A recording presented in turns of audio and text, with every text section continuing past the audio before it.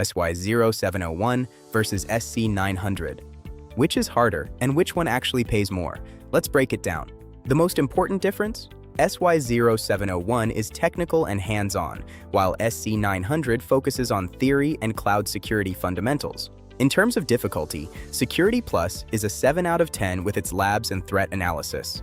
SC-900 is a 3 out of 10, covering conceptual basics. The winner for the harder exam?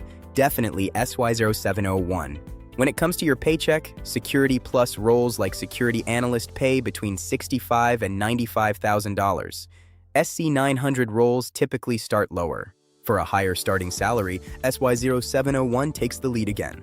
If you're an absolute beginner, SC-900 is a great way to build confidence. If you have some IT experience, go for SY0-701. Your path matters. Security Plus leads to SOC and Blue Team roles. SC-900 is the gateway to advanced Microsoft security certs like AZ-500. Choose SY0-701 for a real cyber job, or SC-900 to build your base. Good luck on your exam.